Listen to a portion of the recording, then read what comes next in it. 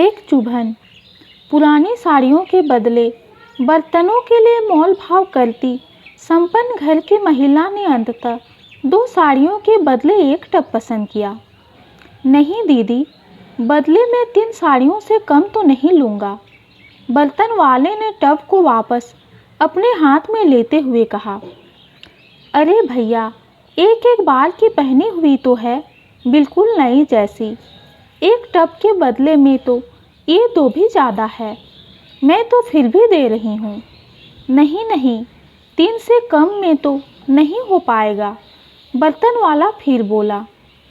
एक दूसरे को अपनी पसंद के सौदे पर मनाने की इस प्रक्रिया के दौरान गृह स्वामिनी को घर के खुले दरवाजे पर देखकर सहसा गली से गुजरती अर्धविक्षिप्त महिला ने वहां आकर खाना मांगा। आदतन हिराकत से उठी महिला की नज़रें उस महिला के कपड़ों पर गई।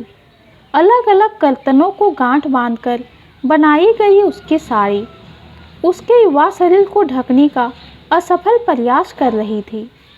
एक बार तो उसने मुंह बिचकाया, पर सुबह सुबह की याचक है यह सोचकर अंदर से रात की बची हुई रोटियां मंगवाई और उसे रोटी देकर पलटते हुए उसने बर्तन वालों से कहा, भैया क्या सोचा, 2 साड़ियों में दे रहे हो या मैं वापस रख लूं? बर्तन वाले ने उसे इस बार चुपचाप टब पकड़ाया और अपना गट्ठर बांधकर बाहर निकला। अपनी जीत पर मुस्कुराती हुई महिला दरवाज़ा बंद करने ही वाली थी कि तभी उसकी नज़र सामने की ओर गई। गली के मुहाने पर बर्तन वाला अपना गट्ठर खोलकर उसकी दी हुई साड़ियों में से एक साड़ी उस अर्धविक्षिप्त महिला को दे रहा था। यह देखकर तो वो जैसे अवाक रह गई। हाथ में पकड़ा हुआ टब अब उसे चुभता हुआ सा महसूस हो रहा था। कुछ देने के लिए हैसियत नहीं, दिल बड़ा होना चाहिए।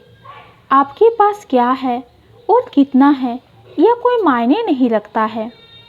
आपकी सोच व नियत सर्वोपरि होना आवश्यक है। ये वही समझता है जो इन परिस्थितियों से गुजरा हो। ये छोटी सी कहानी आपको कैसी लगी कमेंट में ज़रूर बताइए। कहानी पसंद आती है तो चैनल को लाइक और सब्सक्राइब कीजिए। कहानी सुनने के लिए आपका धन्यवाद।